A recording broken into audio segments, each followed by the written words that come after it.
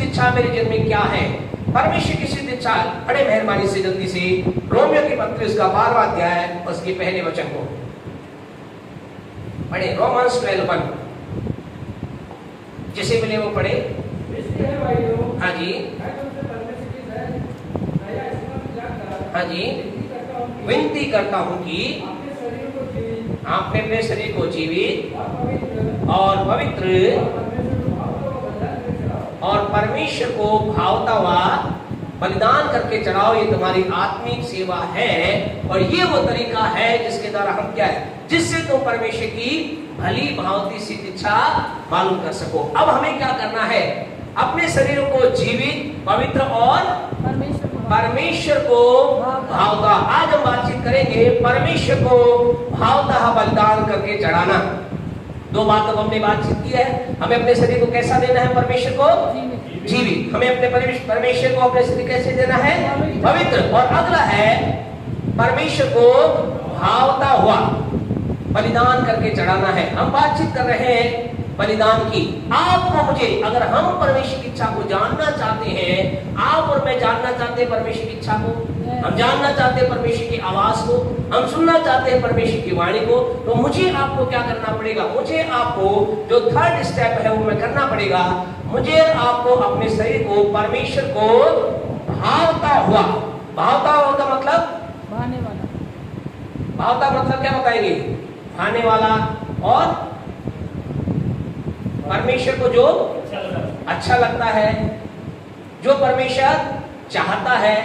यानी कि मुझे आपको इस बात के लिए अपने आप को अलर्ट रखना है। हमें अपने शरीर को जैसा परमेश्वर को चाहिए, कैसा, जैसा परमेश्वर को चाहिए, परमेश्वर को भावता हुआ, परमेश्वर जैसा चाहता है, परमेश्वर को जो अच्छा लगता है, इस रीति से आपको मुझे क्या करना है, अपने शरीर को परमेश्वर के सामने बलिदान करके चढ़ाना है। क्या आप ऐसा चढ़ा रहे हैं? अपने आप से पूछिए, अपने आप से सवाल करें, क्या आपने अपने शरीर को परमेश्वर को भावता हुआ बलिदान करके चढ़ाया है या नहीं? यदि आपका आंसर है यस है, बहुत अच्छी बात है। यदि आप मुझे कह रहे कि पास्टर साहब, ब्रदर, भैया, हमें मालूम नहीं है भावता मतलब कैसा है, परमेश्वर क्या चाहता है, हमें मालूम ही नहीं। आज कई लोगों के जीवन में ये कह सकते हैं प्रॉब्लम भी है और ये समस्या भी है। क्या है कि हमें मालूम ही नहीं कि परमेश्वर को क्या अच्छा लगता है, परमेश्वर को क्या चीज पसंद है। आज लोगों के जीवन के अंदर बहुत बड़ी दिक्कत ये है, उन्हें मालूम ही नहीं है कि परमेश्वर को अच्छा क्या लगता है। आज लोग क्या सोचते हैं, आज जो लोग प्रभु के पास आते हैं उन्हें लगता है परमेश्वर के पास जाने का मतलब है परमेश्वर मेरे लिए सब कुछ करे, परमेश्वर मेरी आवश्यकताओं को पूरी करे, प्रभु मुझे चंगाई दे, प्रभु मेरे कार्य में आशीष दे, प्रभु मुझे उन्नति दे, प्रभु मेरे लिए रास्ता खोले। हमारा पूरा ध्यान कहाँ होता है, लोगों का पूरा ध्यान कहाँ है, स्वयं पर है। ये गलत नहीं है, लेकिन हमें यह भी सोचना है कि परमेश्वर को क्या अच्छा लगता है, परमेश्वर की डिजायर क्या है, परमेश्वर की इच्छा क्या है। हमें समझना है परमेश्वर की भी इच्छा है, क्योंकि परमेश्वर भी एक व्यक्ति है, या व्यक्तित्व, उसका भी एक व्यक्तित्व है, उसका भी क्या है, एक व्यक्तित्व है, पर्सनालिटी है परमेश्वर की भी। परमेश्वर में भी भावना है, परमेश्वर में भी विचार है, परमेश्वर भी सोचता है, परमेश्वर भी, उसको भी अच्छा और बुरा लगता है, परमेश्वर को भी लगता है। तो फिर परमेश्वर की इच्छा क्या है, हमें इस बात को समझना है। और जब हम इस बात को समझ जाते हैं कि परमेश्वर को क्या अच्छा लगता है, परमेश्वर किस चीज से प्रसन्न होता है, परमेश्वर क्या चीज है, आपको मालूम है, तो एक दो बातों को हम देखेंगे। नंबर 1, परमेश्वर क्या अच्छा लगता है। भजन निकाले, भजन 51, मेहरबानी से निकाले, भजन 51 निकाले और उसकी 6ठी आयत को पढ़े, क्या लिखा है। ओके, परमेश्वर क्या कहता है, परमेश्वर किससे प्रसन्न होता है, हृदय की सच्चाई से। परमेश्वर किससे प्रसन्न होता है, तो पहली बात परमेश्वर के पास 51 का 6, हाँ जी, क्या परमेश्वर क्या पसंद है, हृदय की सच्चाई, सच्चाई। तो इसका मतलब अगर मुझे परमेश्वर के पास आना है तो कैसे आना है,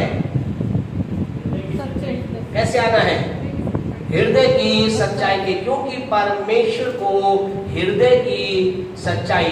बड़े द्वारा मेहरबानी से क्या लिखा है, हृदय की सच्चाई से प्रसन्न होता है।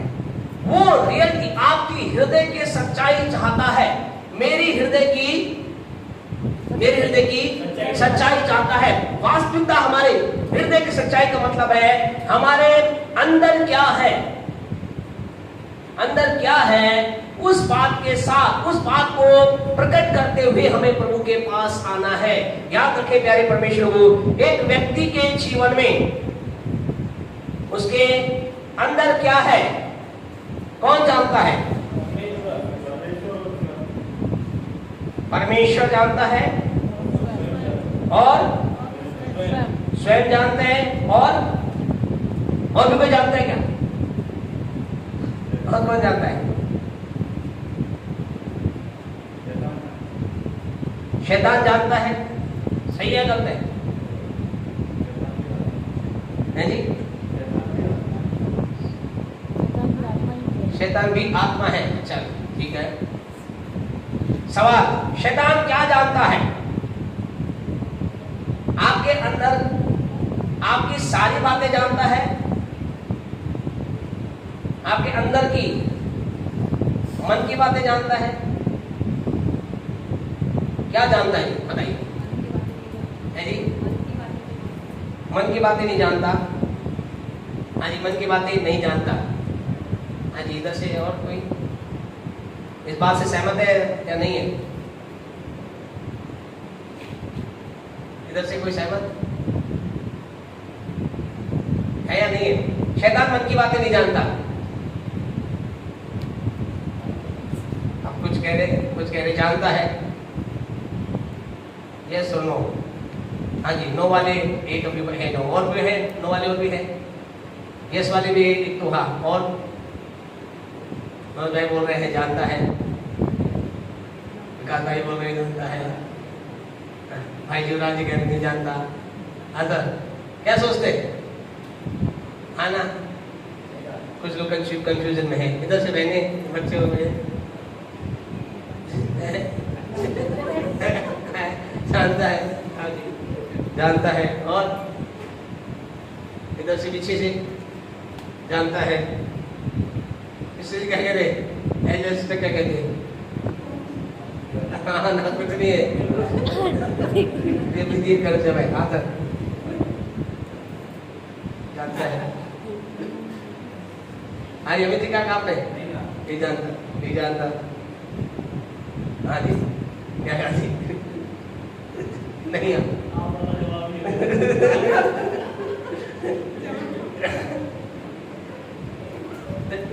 शैतान, देखिए शैतान, अब आप इस बात को समझिए आराम से। शैतान वो सारी बातें जानता है जो एक व्यक्ति करता है। याद रखना, एक व्यक्ति ने जो बातें की है वो सारी बातें शैतान जानता है, वो व्यक्ति जानता है और परमेश्वर जानते हैं। यानी कई लोग क्या करते हैं, अंधेरे में कहीं किया, दूर कहीं किया हुआ, लेकिन परमेश्वर और हम अपने मन की बात, लेकिन याद रखिए शैतान आपके मन की बात है जी, आपकी मन की बात नहीं जानता। याद रखना इस बात को, शैतान मन की बात नहीं जानता। उसके पास ये पावर नहीं है कि वो आपके मन की बात को जाने। तो जिन्होंने कहा मन की बात नहीं जानता, वो बात बिल्कुल ठीक है। जिन्होंने कहा यस क्या है, उस बात को चेंज करके इस बात करे, वो हमारे शैतान मेरे आपकी मन की बात को नहीं जानता, लेकिन वो हर एक उस बात को जानता है जो व्यक्ति ने की है। आप कई बार ऐसा होता है, कुछ आदमी कहीं कर आ जाते हैं, फिर कहते उसे कैसे पता चला? शैतान को मालूम है। शैतान मन की बात नहीं जानता, करने के बाद वो शैतान जान जाता है। तो इस बात को समझना है। तो हमारे जीवन के अंदर जो भी बातें हैं उन्हें परमेश्वर, हम स्वयं जो है, मैं और आप और परमेश्वर जानते हैं। शैतान को हम इस कैटेगरी में रख सकते हैं केवल इस क्षेत्र में कि वो क्या करता है, वो करने के बाद शैतान जानता है। और जब हम परमेश्वर के नजदीक जब व्यक्ति आता है, तो इस बात को समझना है, जब हम परमेश्वर के नजदीक जब आते हैं, जब हम प्रभु के नजदीक आ रहे हैं, तो आपको मुझे समझना है परमेश्वर चाहता है कि हम कैसे आए, हृदय की सच्चाई से आए। हम हृदय की सच्चाई के साथ परमेश्वर के पास आए। अर्थात इसका मतलब क्या है? इसका मतलब ये है, इस चीज को हमें समझना है, जब आप प्रभु के पास आते हैं, आपके हृदय में लोगों के प्रति, पहला लोगों के प्रति क्या विचार है, लोगों के प्रति क्या विचार है, उस सच्चाई के साथ आपको मुझे प्रभु के नजदीक आना है। कई बार ऐसा होता है, लोग प्रभु के नजदीक जाते हैं, परमेश्वर के नजदीक लोग जाते हैं, लेकिन लोगों के प्रति, अपने कई बार अपने प्रियजनों के प्रति, कई बार अपने शत्रुओं के प्रति, कई बार अपने दोस्तों के प्रति, कई बार अपने दुश्मनों के प्रति एक ऐसे विचार को लेकर के आते हैं जो ठीक नहीं होता, और खुदा के उपस्थिति में जाकर कहते हैं, परमेश्वर तुझे मालूम है मैं कितना प्यार करने वाला व्यक्ति हूँ, प्रभु तुझे मालूम है मैं कितना क्षमा करने वाला व्यक्ति हूँ, परमेश्वर आपको मालूम है मैं कितना लोगों पर दया करने वाला व्यक्ति हूँ, और बल्कि उनके हृदय के अंदर, मन के अंदर लोगों के प्रति अलग प्रकार का विचार होता है। तो याद रखें इस बात को, भी अलर्ट रहें। कई लोगों के जीवन में परमेश्वर काम नहीं कर रहा, परमेश्वर की आवाज उन्हें सुनाई नहीं दे रही, परमेश्वर की वाणी उनके पास नहीं आ रही, क्योंकि परमेश्वर हृदय की सच्चाई को पसंद करता है। तो जब भी आप और मैं परमेश्वर के नजदीक आए, किसी व्यक्ति के प्रति, किसी व्यक्ति के जीवन के प्रति, आपके हृदय में, आपके मन में, आपके विचार में कोई ऐसी बात है जो ठीक नहीं, खुदा से कहें। क्या कहें, क्या कहें, क्या कहेंगे कि प्रभु तुझे मालूम है मैं बहुत अच्छा आदमी हूं, तो बहुत बुरा है, ऐसा कहें। क्या कहें, आप कहें परमेश्वर वो व्यक्ति, वो भाई या बहन है, प्रभु मेरे मन में उसके प्रति क्या आ रहा है, एक बुरा विचार आ रहा है, हानि का विचार आ रहा है, उसके प्रति क्रोध का विचार है, उसके प्रति एक नाश का विचार है, उसके प्रति बदला लेने का विचार है। प्रभु मेरे अंदर एक विचार है, मैं इन विचारों को दूर हटाता हूँ, तेरे लहू से मैं इन विचारों को धो करके तेरे पास आता। प्रभु मेरे अंदर ये विचार, अगर आपको नाम ध्यान रखे, जब आप खुदा के कक्ष में हैं, आपके बात को कोई नहीं सुन रहा, कौन सुन रहा है, केवल परमेश्वर सुन रहा है, या आप स्वयं सुन रहे हैं, या फिर शैतान सुन रहा है। इसलिए चिंता ना करें, उस व्यक्ति के नाम लेकर बोले, खुदा उस व्यक्ति के प्रति, उस व्यक्ति के प्रति मेरे हृदय में बहुत बुरा विचार आ रहा है, बहुत गुस्से का विचार है, बहुत बुराई का विचार है, प्रभु मैं इस विचार को जानता है, मेरे अंदर उसके प्रति विचार चल रहा है, मेरे विचार को दूर कर, मैं तेरे लहू से विचार को दूर करता हूँ। आपसे कहना चाहते हैं, आपको मुझे क्या करना है, इस रीति से हृदय की सच्चाई के साथ आना है। खुदा जानता है, धोखा ना खाए, लोग नहीं जानते। कई बार ऐसा होता है, ये सोचते हैं यार मेरे अंदर बुरा विचार है, उसे थोड़ी मालूम है, उस व्यक्ति को नहीं मालूम, उस व्यक्ति से शायद आप मिलते होंगे, क्या मिलते होंगे, शायद हो सकता है सबसे ज्यादा गले आप उसी के लगते होंगे, हो सकता है सबसे ज्यादा क्या है, जब उसे गले लगते होंगे क्या होगा, सबसे ज्यादा उसी को आप बहुत प्रेम कर दोगे, हो सकता है उससे हाथ मिला सब कहते होंगे सच में तेरी उन्नति से मैं बहुत खुश हूँ, मुझे तेरी उन्नति चाहिए, शायद आप बोलते होंगे, लेकिन मन में शायद क्या होगा, एक विचार ऐसा होगा जो ठीक नहीं होगा। तो आपसे कहें, परमेश्वर को हृदय की सच्चाई पसंद है, प्रसन्न होता है। खुदा से कहें, खुदा ऐसा मेरे अंदर विचार है, इस विचार से मुझे आजाद कर, मुझे दूर कर, मुझे बचा, मैं तेरे लहू से इस विचार को दूर करता हूं। तो ये तो हो गया किसका विचार, किसके प्रति हो गया, मनुष्य के प्रति, लोगों के प्रति। अब दूसरा विचार है, दिक्कत कई बार क्या होती है, कई लोगों के जिनमें कई लोग कह रहे हैं हम तो लोगों के प्रति कोई बुरा विचार रखते ही नहीं है, हमारे अंदर तो लोगों के प्रति अच्छा विचार है, बहुत अच्छी बात है। लेकिन दूसरा जो है, जो सबसे खतरनाक बात है, कई लोग क्या करते हैं, परमेश्वर के प्रति भी क्या है, सच्चे नहीं है। क्या आप में कोई व्यक्ति ऐसा है, यहाँ है क्या, और नहीं परमेश्वर के प्रति सच्चे हो सके, ऐसा हो सकता है क्या, हो सकता है क्या?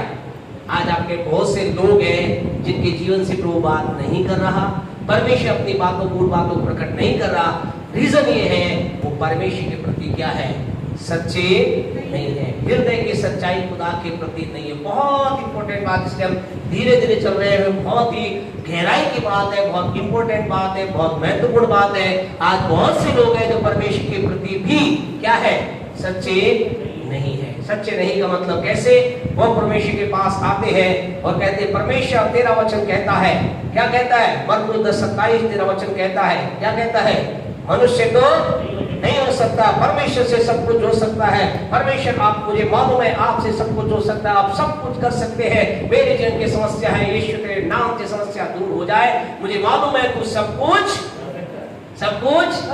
कर सकता है। लेकिन हृदय की गहराई के अंतर्गत क्या है, क्या बैठा हुआ है,